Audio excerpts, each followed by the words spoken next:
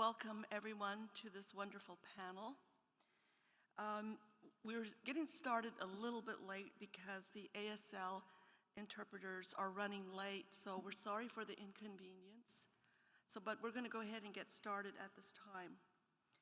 Welcome to the 2024 Annual Conference and Book Fair in Kansas City, Missouri. My name is Laura Tohe, and I am a member of the AWP Board of Directors. Here is a visual description of myself. I'm wearing a dark blue top with silver buttons, and I am Sleepy Rock People Clan, born for the Bitterwater Clan people from the Diné Nation, the Navajo Nation. The Association of Writers and Writing Programs is a small but mighty nonprofit organization that amplifies the voices of writers and the academic programs and organizations that serve them, all while championing diversity and excellence in creative writing. I am a member of AWP's Board of Directors, but first and foremost, I am a member of AWP. Membership with AWP provides me with writing resources year-round, but just as importantly, it allows me to support other writers, especially those who are just starting out. My membership dues help writers find meaningful careers and publication opportunities and make services like the Writer-to-Writer Mentorship Program and the AWP HBCU Fellowship Program possible. If you aren't already, I invite you to become a member today. We are delighted to bring you this event today. I'd like to acknowledge and thank all of our conference sponsors and the literary partners hosting this event, Language Back.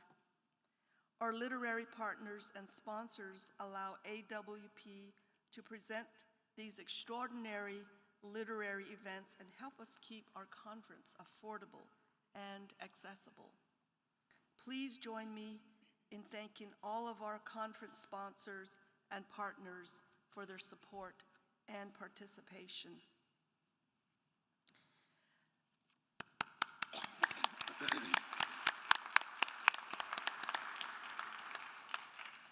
Now, before we start, I need to do some bookkeeping.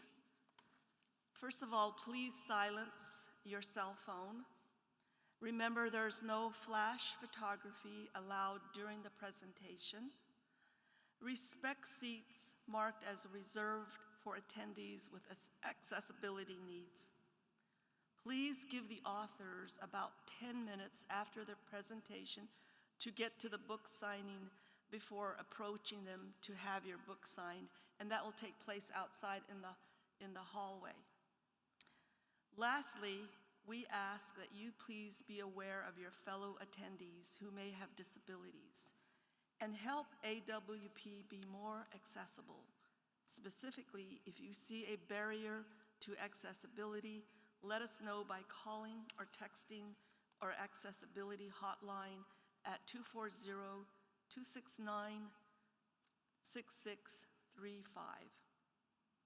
Please also be aware of those with invisible disability and do not question someone's use of accommodation. Thank you, and now it's my great pleasure and honor to welcome Kim Blazer, who will introduce this fantastic event. Thank you.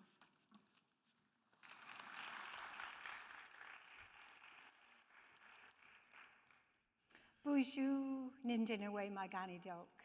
Hello, my relatives. Kim Blazer, Indigenous, Anishinaabe Kwe, Nindao, Gawababi Bonikag, Nindunjaba. I'm Kim Blazer. I'm Anishinaabe from the White Earth Nation of northwestern Minnesota. And I'm the founding director of INAPO, Indigenous Nations Poets.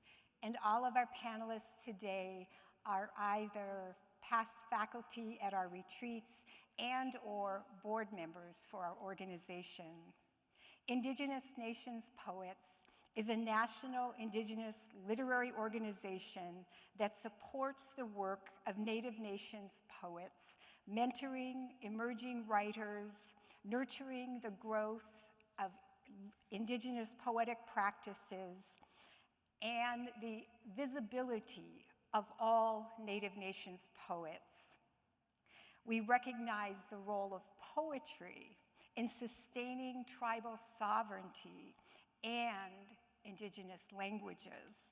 And among the unique focuses of Indigenous Nations poets is supporting tribal languages through the vehicle of poetry. And this fall, Indigenous Nations poets launched the Language Back initiative.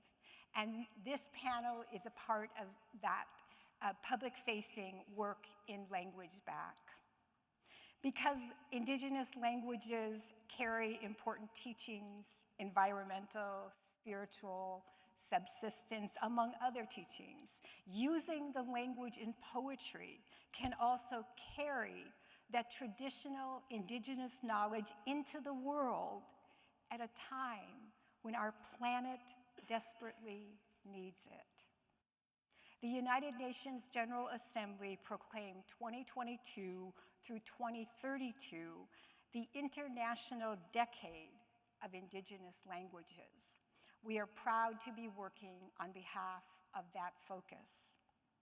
We both learn and teach Indigenous languages through poetry, writing, performance, freedom to play with language, which we do naturally as poets, both facilitates rich language learning for ourselves, allows us to become more familiar with the tentacles of language and the morphemes and the shadows and the illusions and the stories and the teachings embedded in the language, and bringing it to our communities or a larger audience allows us to bring those teachings as well as the beauty of the poetry. We launched Language Back because we recognize that language learning and poetry, through poetry, supports the sovereignty of tribal nations and our survivance as Indigenous peoples and as protectors of the planet.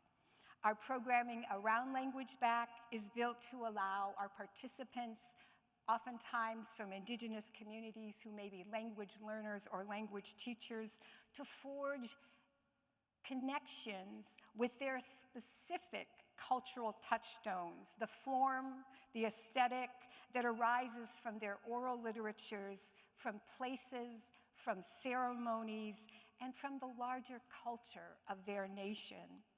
So today, I'm honored to introduce these three amazing Indigenous poets who worked together on one project that was focusing on the Diné aesthetic, the work of all of the Diné writers, that emphasizes their specific work among Navajo Nations writers.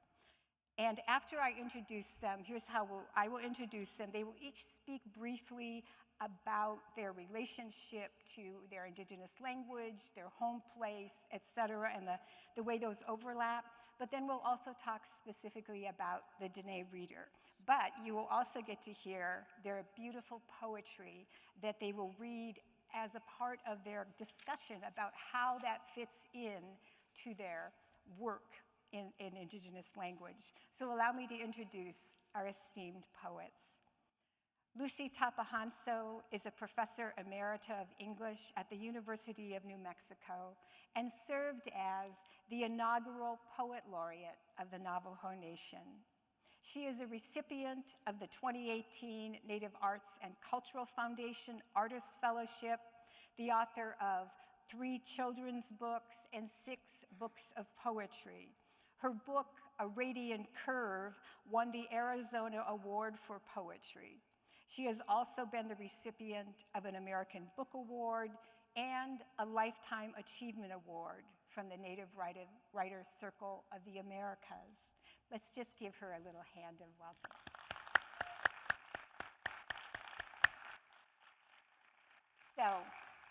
As Luci's walking up, I'm going to pose the question and then I'll introduce the others as they come. So what I'm asking is for them to preface their reading of the poetry and speak briefly about how your own relationship to your Indigenous language informs your poetry either directly or as an embedded aesthetic, and how the content and or the form reflect tribal knowledge or experiences of place and culture.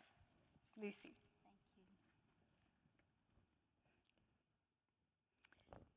Thank you, Kim. Yat Belin. She Luci Tapahanso. In she. Twaduk ojen shlido twadich eating bashishin.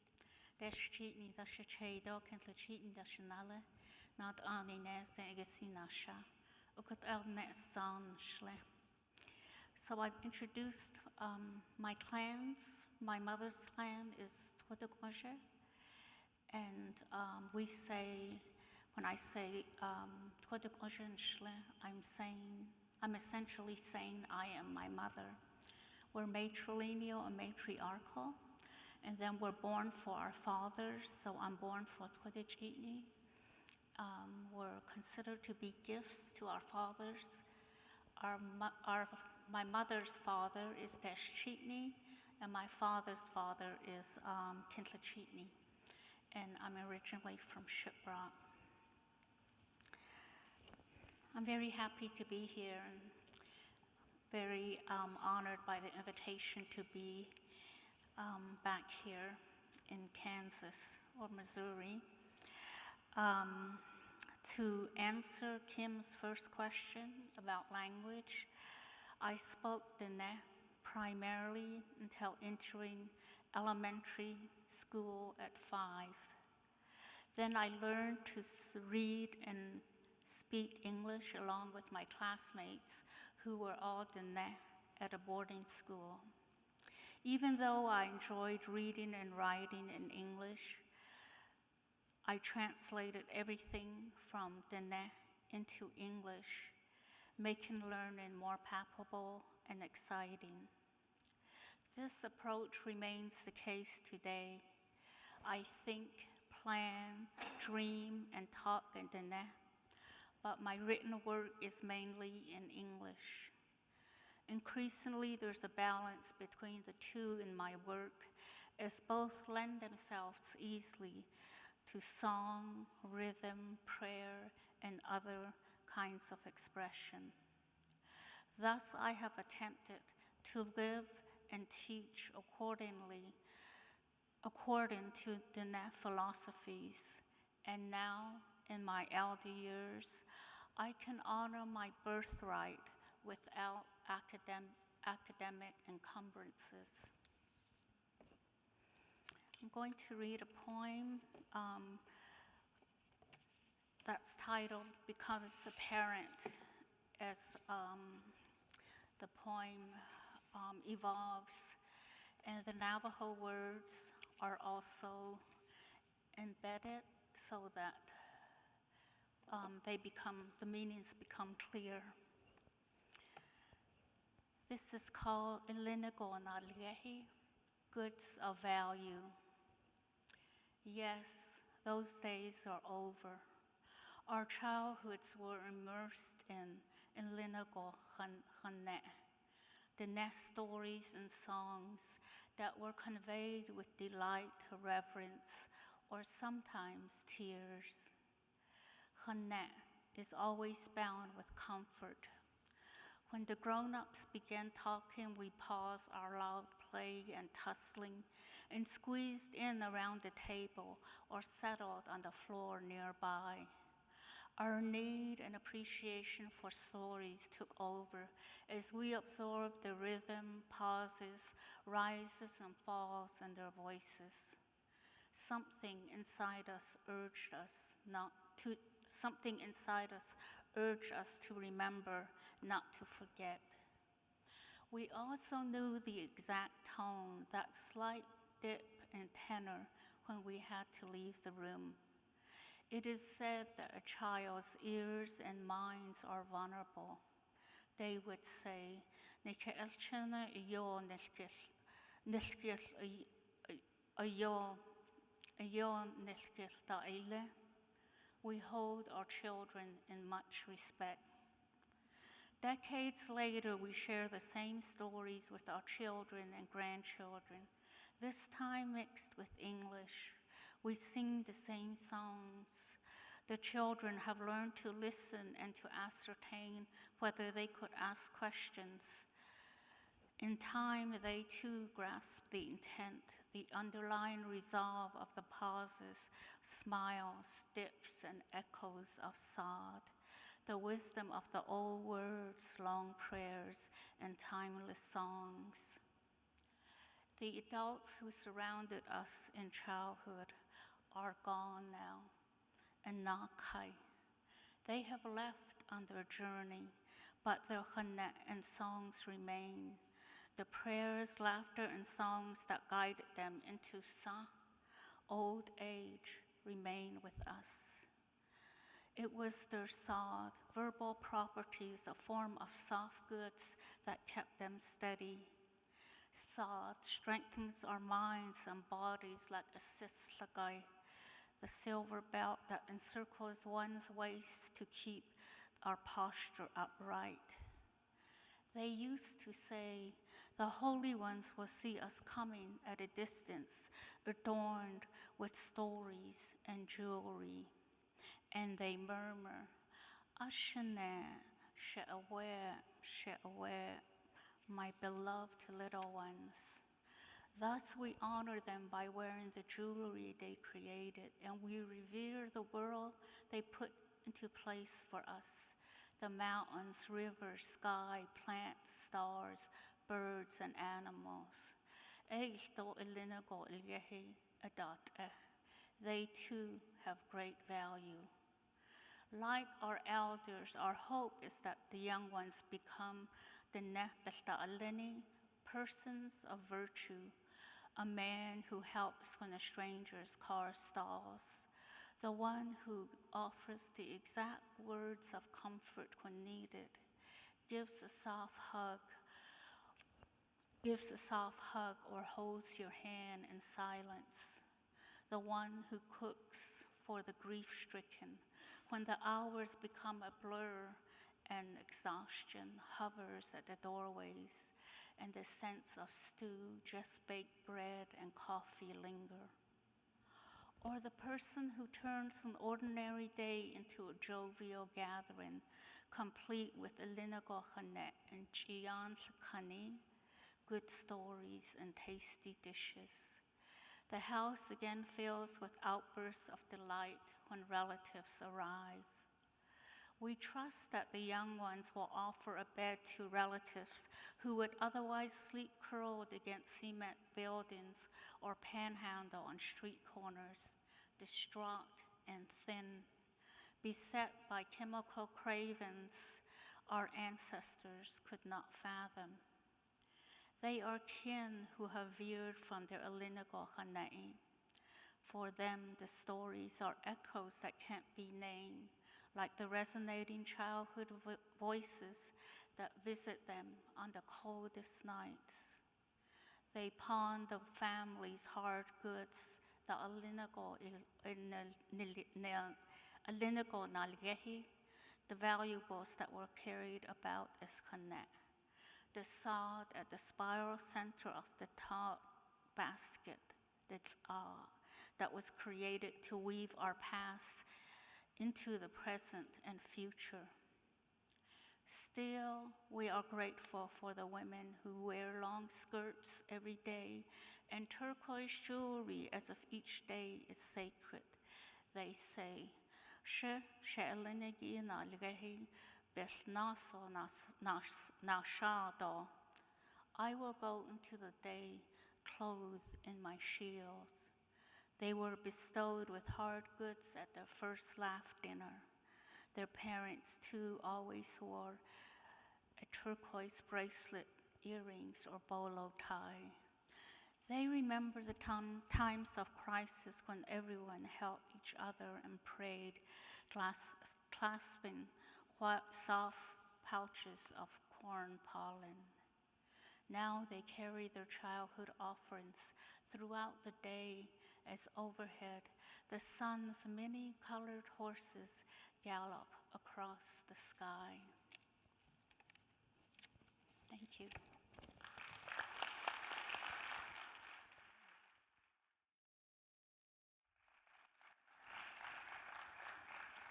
Miigwech, Luci.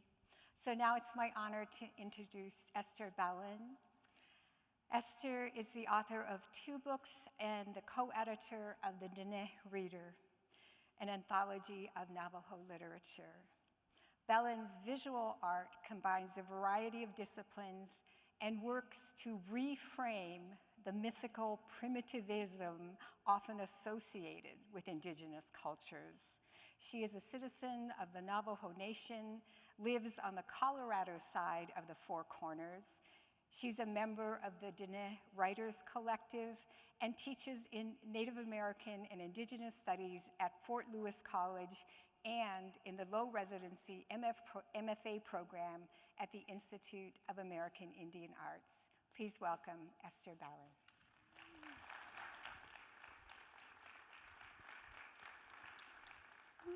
Ahihat Kim. Yat a shik edo shidene. Greetings. I've traveled here, as Kim mentioned, from the borderless Four Corners area of the United States, where I have my home, which is east of the our tribe's northern boundary mountain, the Bensa. Esther Belin, Yanishya, Kboge, Dene, Nishla, Twitter Chitney, Bashichin, Kitla Chitney, Dashiche, Tad Chitney, Dashanella. My connection to the Bensa, the Diné Bazad, the Navajo language, does not require me to know how to write it or read it.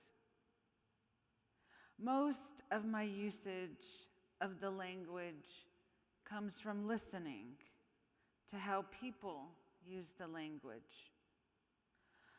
When I learned English in school, it was presented as the key, a door, but rather, English was the door that separated me from my language.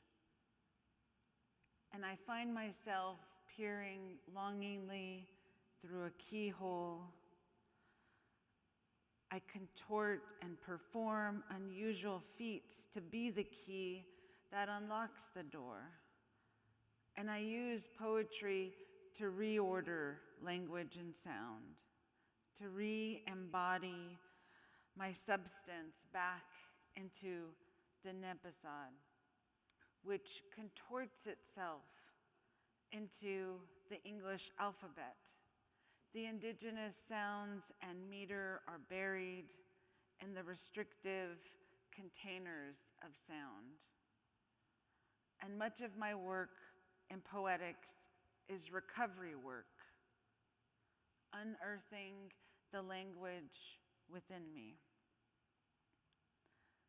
And currently, Indigenous writers are rematriating our sounds. There's a revival happening.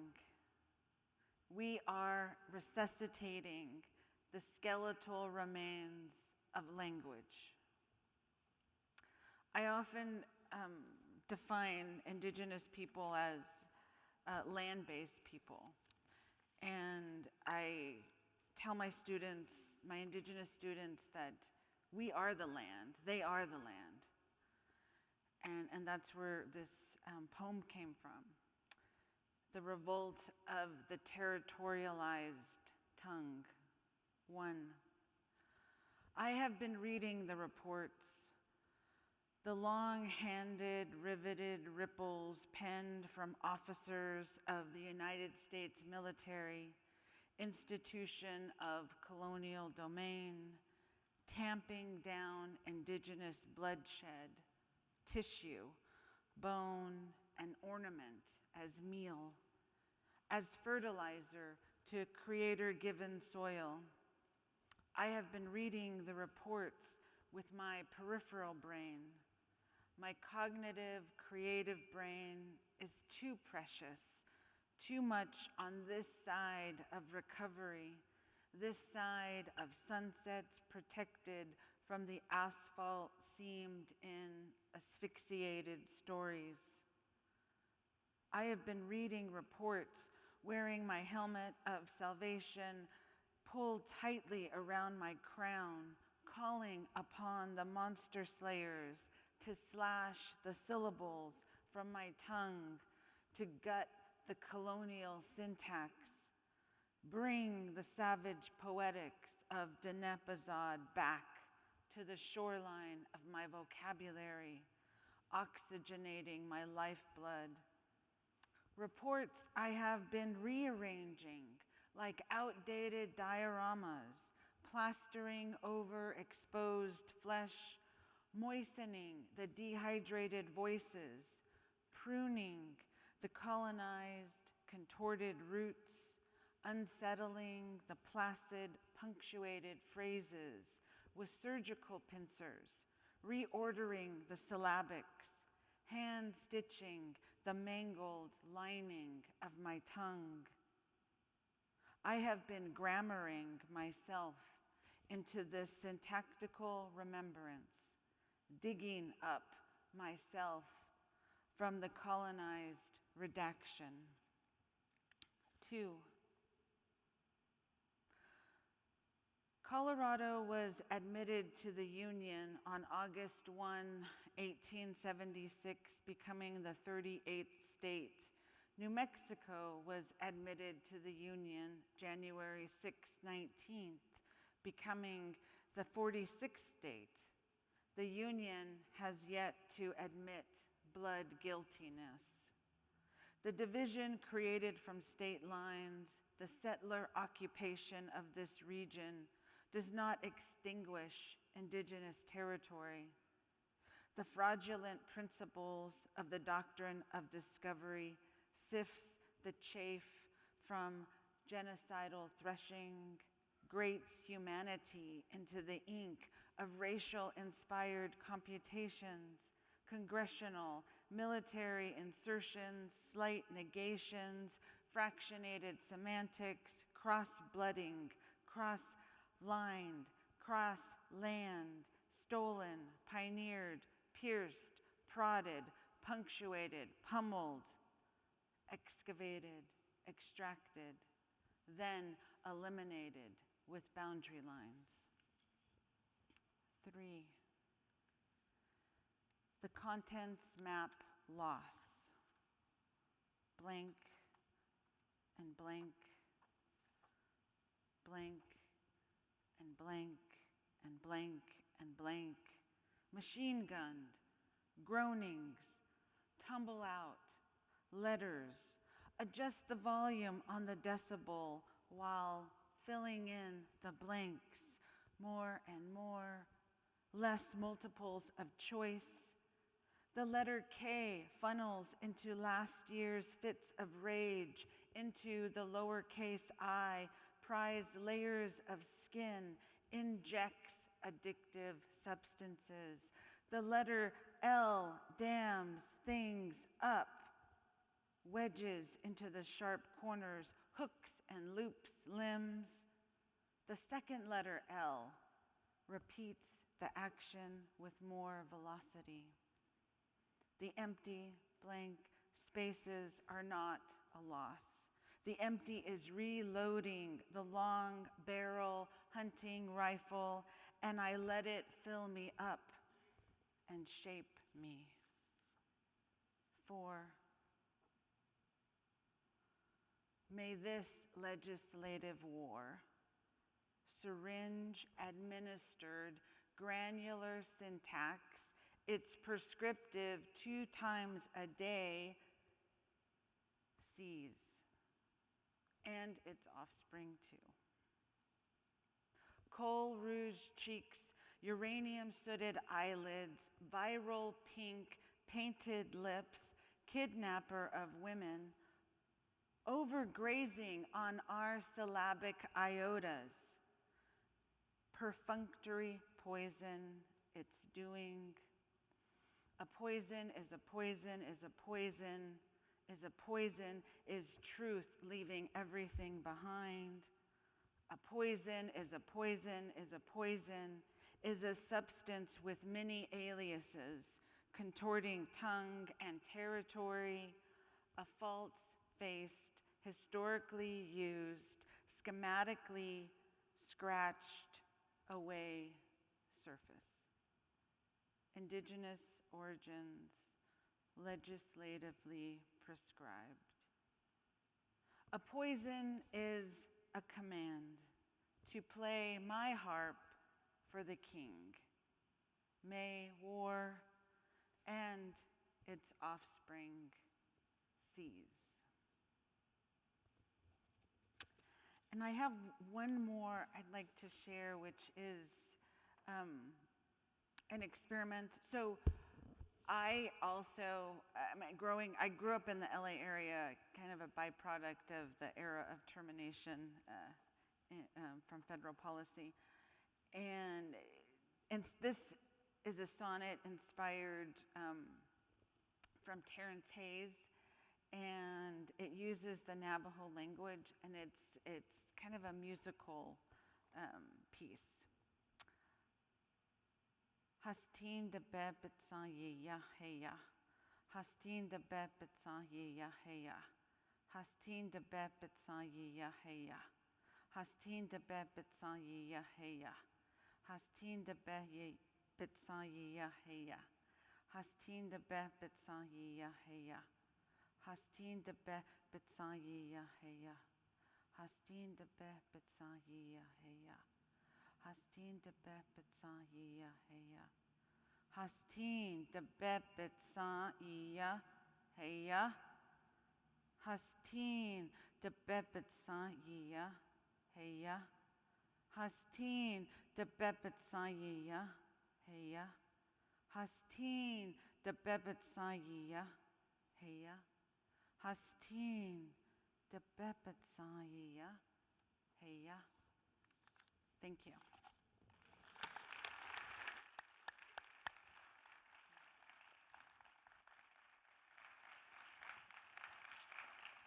Chimigwech, Esther, that was beautiful. So now it's my delight to introduce Jake Skeets. Jake is the author of Eyes Bottled Dark with a Mouthful of Flowers, winner of the National Poetry Series, the Kate Tufts Discovery Award, American Book Award, and Whiting Award. His honors include a 2020-2021 Mellon Projecting All Voices Fellowship and the 2023-2024 Grisham Writer-in-Residence at the University of Mississippi. Skeets is from the Navajo Nation and has a position at the University of Oklahoma. Please welcome Jake Skeets.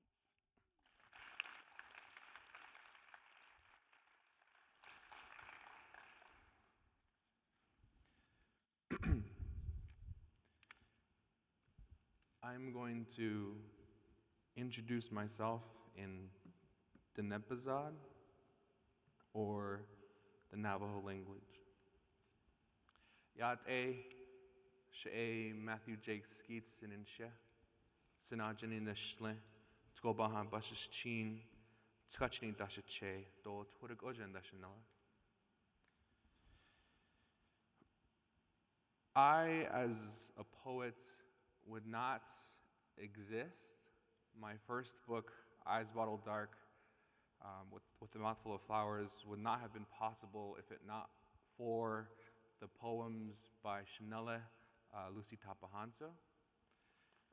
Yes. And they would not have been possible without also Chanelle, Esther Belin.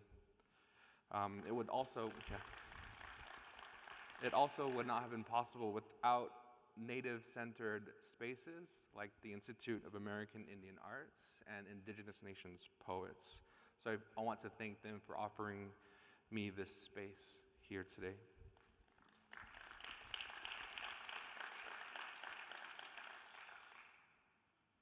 In answering the question that Kimberly posed,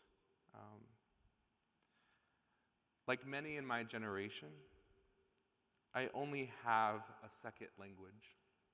To quote Billy Ray Belcourt, my first language was stripped away from me, thanks to decades of erasure, displacement, and removal.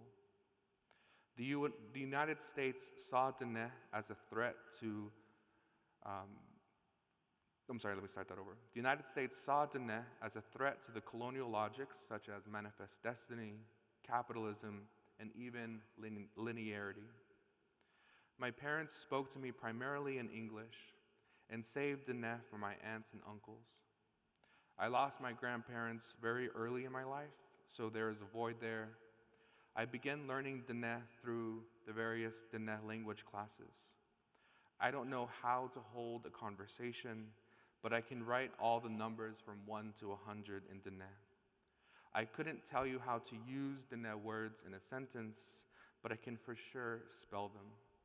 Give me any quiz, and I will most likely pass it, if it is written.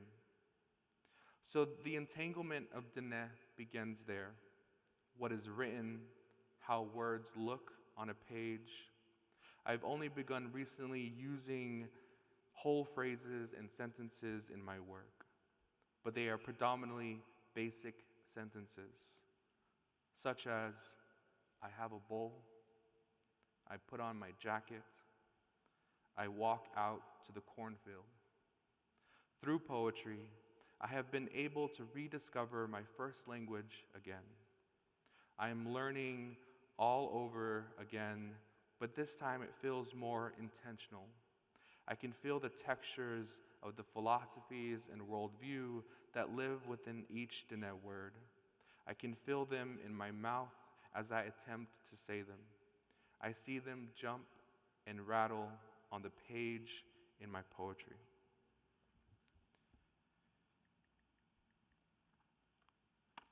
So I'm going to read to you all some of my work that is attempting to illustrate all of this.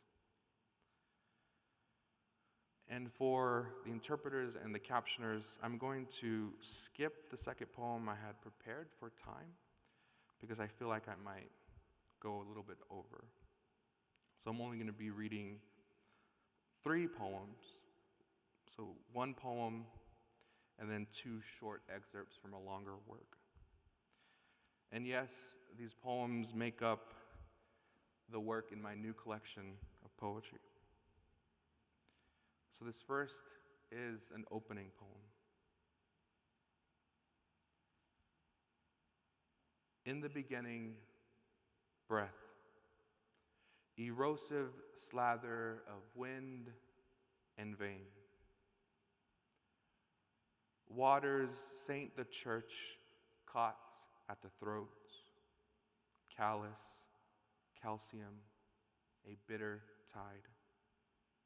The first body bent into locust, into tower, a mountain physics, an early river.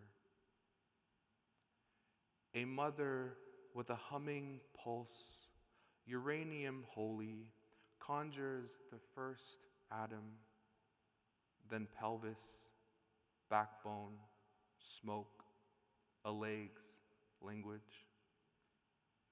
The letters stand and stretch at first thunder, womb geometry, even more water. Time gusts through the pulpit at a woven voice box.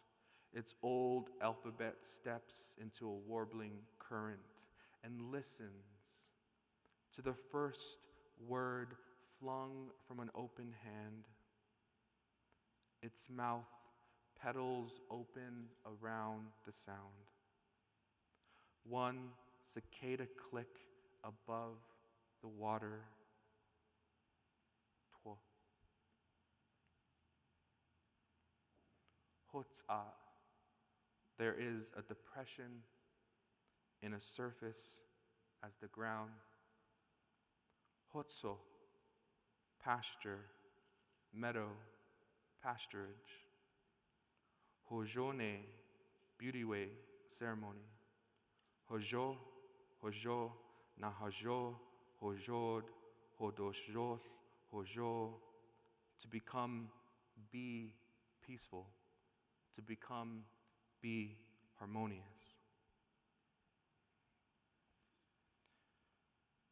And these next two excerpts I'm going to read are from a longer poem. The poem is a poem that's divided into 12 parts.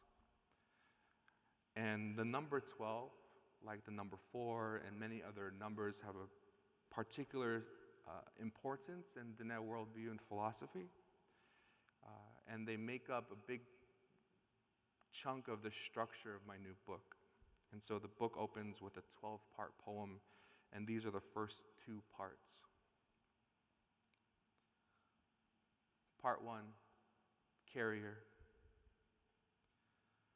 First, the sky pronounced on red soil, its want to be more holy, to be more whole. Its promise, its gesture, like a rock up a gentle slope, or one long body wrapped around a map, a gallery of altitudes. It carries time and emissions shifted through scattered grasses over a 6 to 9 month period, a hum, a drift, aloft, alone, a curved mirror, and at any given time, a field of regard, a field of snow, a field of too much light. There, a wasp, a glottis, a stirring of teeth, the letters we carry over the spit of high moon and morning coffee. Somewhere in a canyon on the roadway, a sudden river washing away God. We become lightning sometimes, and there only then become song. Carry our ache, its kick, pull, haul, hoe. Become dark cattle, a body of water, the mouth around light, dark clouds leaping into a cold wind. Part 2, Apocalypse. There has been no rain, and we monster hot afternoons in narrow hollows. Metals green and sweep over memories of dew and shoreline, now rust and golden with sweat from dry wild weeds, lake lakes, heads thrown back, steel beams and all. There we trace the outline of bay horses in our legs, in the red rocks, on the backs of ladybugs. Our hands smell of burning coal, sauntered foxlights and elk-born winters. Birds sing still, and from the jaw of a pale sky, dark clouds kneel like you would a shadow. There are ways nature plants a mirror so each hill and heat burst look the same. Between the ways, time has a body in the layers of skin, each a different shade or century, a rill of vowels with different faces reflect the sun in new light every time. There, each new eternity collapsed into mineral, strata on a canyon wall in winter drought, as in a mirror touching time like it would our bodies, dreaming our bodies. Thank you.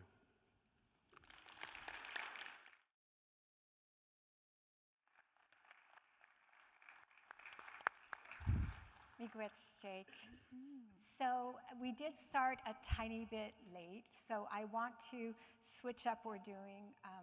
I want to go ahead, the writers here have created this collaborative epistolary poem that addresses one another and their relationship to the language and to their place.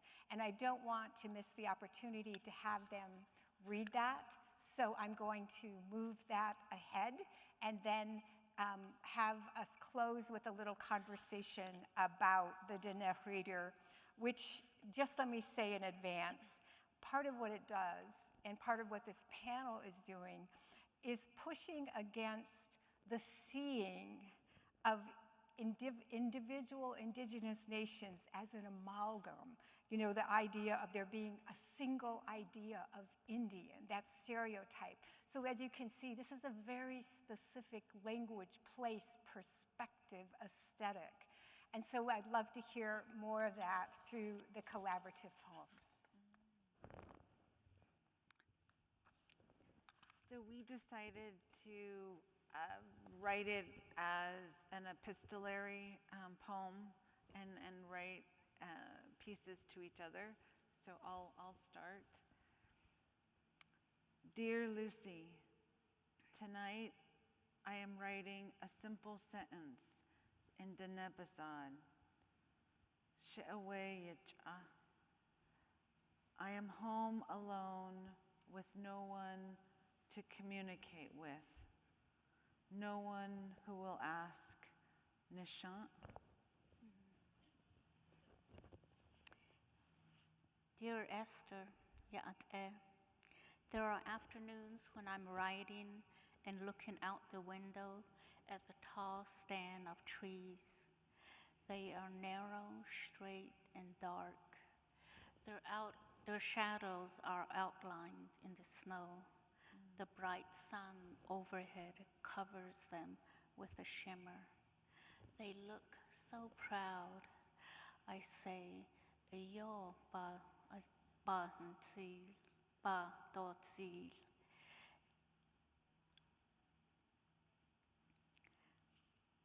I turn. Oh, you are regal and strong, beautiful. I turn and say, Ania, because it seemed that someone older than me was there. If so, they would have said, Eila. Dear Jake, of late I have found myself staring deep into the whiteness of the page. I am snowblind. I am taken back to New Year's Eve, 1999. My family and I were on a way to a powwow. I was driving our minivan in a snowstorm from Durango to Albuquerque. I was driving and it was dark. As I rounded a bend almost to Cuba, I was suspended. The snow-packed road widened. The wind blew powdery flakes across the road. I lost all sense of direction. I found myself staring deep into the whiteness, snow-blinded, inarticulate. Dear Shanella Esther, when I think of your work, I hear horses across the page like letters galloping across the horizon, the span of a century well deep. I come to your words held only with breath and twigs, and find you there at the base of a sacred mountain, holding out the syllables and a basket of squash. I'm writing to you from a place without mountains, and I turn to your work to find them there, standing with snow on their back. Welcome me home. Sorry. Dear Shanella Luci, when I think of your work, I smell Shit, sorry, let me start over. I don't know why I'm getting emotional. Dear Shanella Lucy, when I think of your work, I smell coffee. You know the one. I'm writing to you from a place so far from where we are from that I hear the birds sing a different song. But I know that's only because I have not sung back to them one of our favorite songs, the one we always sing, the one you taught me and let me sing along with you. You know, the one about the Navajo fair being so far away. Like this one. Far away, far away, yeah, yeah, yeah, yeah, yeah, yeah, shake it on a schnee, away, yeah, hey, yeah, yeah, yeah, yeah.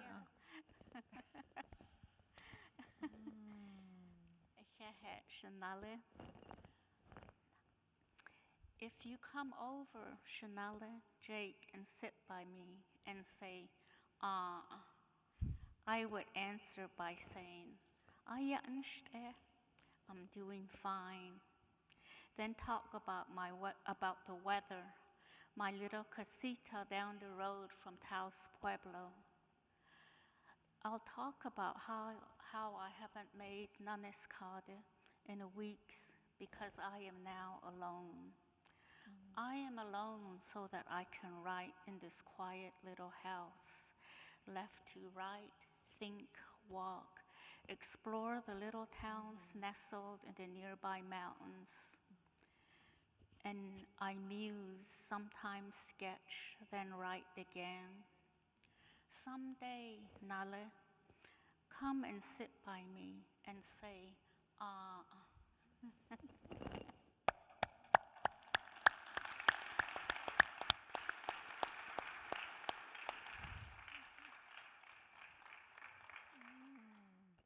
That's just lovely. And I want to say miigwech chibawa, nibawa for all of that beauty. We are actually out of time, but I'm giving Esther 2 seconds to talk about the anthology because then you can come and buy it and have more conversation. Thank you. So real quickly, I'd like to say that the Diné Reader took its shape from the children who attended the earliest boarding schools. Those little ancestors were the first generation of creative writers. Poetry was used as a method to teach the Native American students how to master the grammar and syntax of the English language. So not only did they manage those concepts, but they infused their own tribal poetics into their creative works. So a significant body of work comes from boarding school poetry, which has and remains in government archives because the schools were managed by the U.S. Bureau of Indian Affairs. And Rex Lee Jim, he describes our writing, the Navajo writing, as storytellers who paint pictures, and when they do that, the language is very much alive, and it's as if you're watching. And we experience that right now when Jake was talking about language and that sacred quality of it. Such a strong connection. And so those qualities of sound symbolism, rhetorical and lyrical qualities are highlighted in the book. We feature over 30 writers featuring poetry, fiction, and nonfiction prose. And the idea really was to continue our storytelling, writing, and to offer our language as a demonstration of literary sovereignty. And it really expresses how we're able to take those qualities and infuse them in the English letters. And we basically have tribalized that language, and that's what it's a good presentation of. Miigwech, so this is a groundbreaking anthology.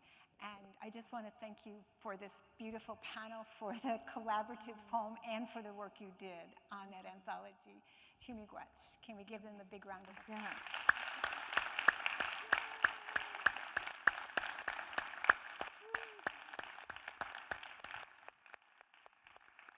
These are awesome.